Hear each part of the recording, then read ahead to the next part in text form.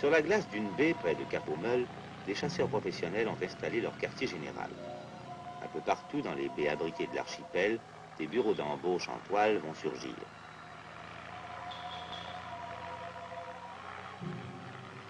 Les patrons vont vivre sous la tente tant que durera la saison de chasse.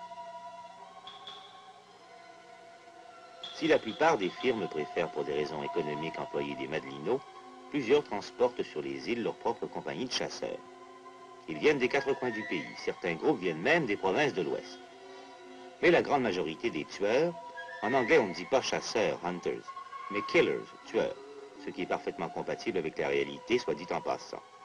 La grande majorité des tueurs, donc, sont des Terre-Neuva ou des résidents des provinces maritimes. D'où qu'ils viennent, leur but est le même, tuer en moins de temps possible le plus grand nombre de phoques. Les armes, le bâton gaffe et le couteau de boucherie. Mais à ces armes primitives viennent s'ajouter des instruments ultramodernes de repérage et de transport. On se parle par radio et l'on voyage les hommes et le matériel en hélicoptère et en avion.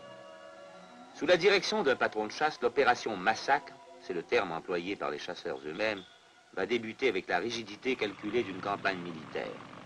Sur les ailes des avions, les couleurs de guerre, le drapeau marqueur, pavillon d'identité facilement repérable du haut des airs.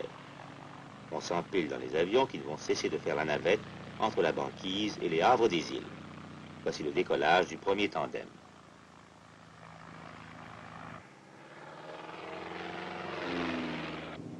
L'opération repérage des loups marins débute. En ce matin d'ouverture du 5 mars, plus de 78 appareils vont survoler les glaces et déposer à proximité du gibier les groupes ou compagnies de tueurs.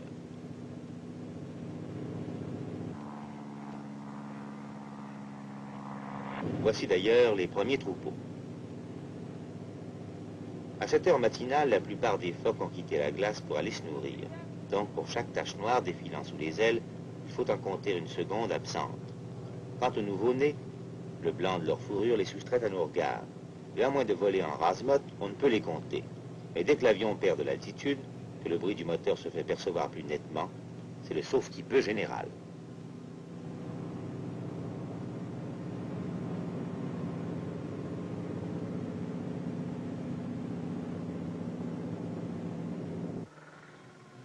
Les phoques adultes fuient à toute allure vers leur trou d'air. Avec un peu de chance, le pilote trouvera des banquises bien plates où il pourra se poser sans danger et sans que les hommes soient trop loin du troupeau. Sitôt débarqué, on s'empresse de planter dans la glace le pavillon indicateur du vent qui joue également le rôle de blason d'identité pour le groupe et la compagnie qui l'emploie. Les avions travaillent à l'heure. Ils ne doivent pas perdre un seul instant.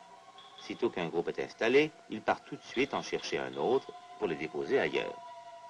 Au cours de cette journée du 5 mars, la banquise du golfe Saint-Laurent, dans la région des îles de la Madeleine, va se consteller de pavillons multicolores indicateurs des lieux de chasse et de transport. Mais ces pavillons ne sont pas les seuls qui claquent dans les brises de notre golfe. Outre les madelinos et les étrangers venus faire fortune sur l'île, on ne compte pas moins de 27 navires spécialement équipés pour la capture des phoques. Si la majorité de ces vaisseaux sont frétés par des armateurs terre-neuviens, signalons plusieurs navires portant des couleurs étrangères. D'abord la Norvège, qui à elle seule récolte 45% de tous les phoques fréquentant les eaux canadiennes. Les Groenlandais, sous pavillon du Danemark, chassent également. Américains, Français et même Russes fréquentent aussi nos côtes et participent à cette curée annuelle. Les quelques centaines de milliers de phoques prélevés annuellement sur les glaces du Golfe, combien le sont par des navires étrangers qui ne rapportent pas leur prise et qui toutefois rapportent chez eux cette matière première. Mais il s'agit maintenant de la survivance de toute une race de mammifères. Hélicoptères, avions ou bateaux, il n'est plus un seul coin de notre golfe où les phoques soient en sécurité. Sur la glace, à moins de 20 minutes de vol des bases des îles de la Madeleine, les hommes s'affairent sous les yeux atterrés des craintifs femelles qui ne consentent à fuir qu'au tout dernier moment. Le grand massacre commence. Nous ne croyons pas que les images suivantes nécessitent un commentaire détaillé.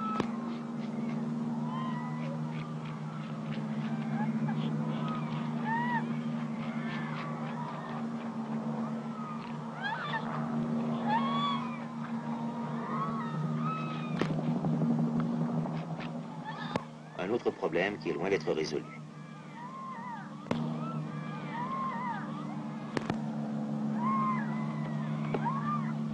La température est idéale, la visibilité est belle époque.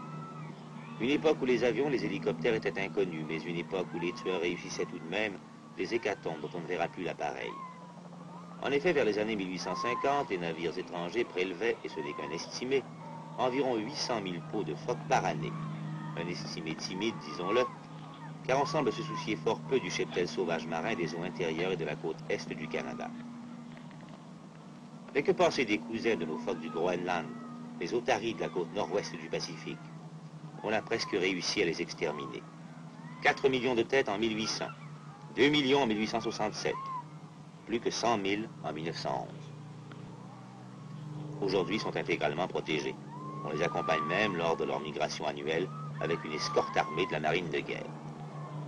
Pourtant, l'exemple des otaries, des baleines, des loutres marines ne semble pas avoir convaincu les exploitants du marché des fourrures et laisse parfaitement indifférents les élégantes qui portent avec grâce les dépouilles préparées par les couturiers. C'est pourquoi avions, hélicoptères, bateaux, chaloupes, chiens et hommes vont aller des piles de peaux afin de faire des montagnes de dollars. La grande majorité du prélèvement se fera au sein de la population de jeunes. En effet, les biologistes et les spécialistes de la division des recherches du ministère des Pêcheries fédérales estiment qu'environ 310 000 phoques seront ainsi capturés. De ce chiffre, 225 000 sont des nouveaux-nés. Il reste donc 85 000 adultes à être abattus.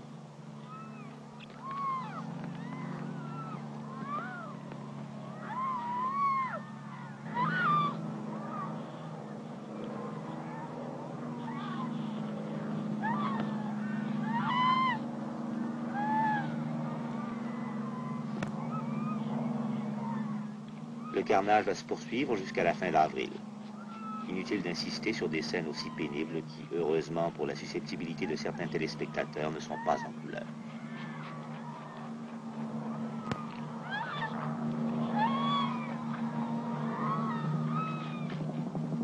Au large des îles de la Madeleine, la glace va se poivrer de milliers de cadavres qui vont pourrir sur place en attendant la débâcle du printemps. Hormis les mouettes gourmandes qui profitera de ces milliers de tonnes de viande.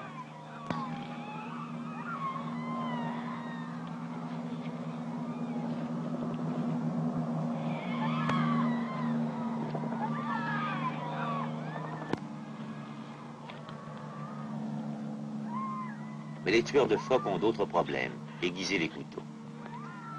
Si ces hommes semblent éprouver quelques difficultés à tuer proprement les jeunes phoques, imaginez le problème d'assommer de 600 ou 700 livres. L'écorcher vivant est encore moins facile.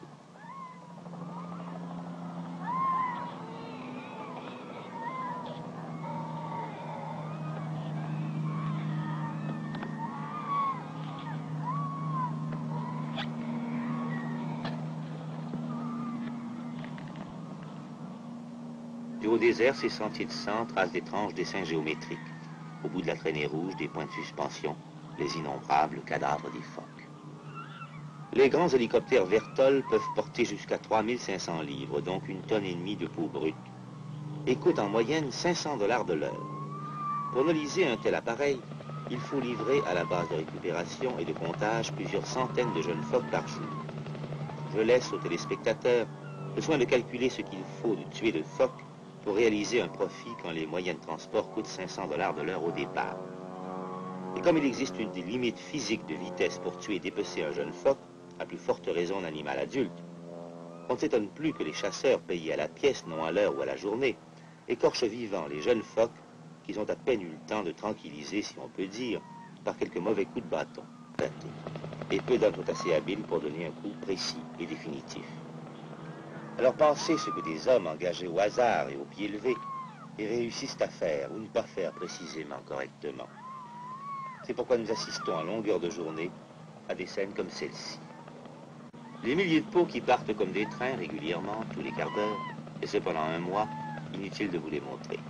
Disons toutefois que les scènes auxquelles vous venez d'assister ne représentent que les prises d'une seule matinée par quelques groupes de tueurs. Imaginez ce que 1000 hommes en barque, à pied, à chien ou en voiture volante peuvent faire au cours d'une saison. Mais la question n'est pas là. Combien de temps leur reste-t-il à le faire? Voilà toute la question, et voilà ce qui nous préoccupe.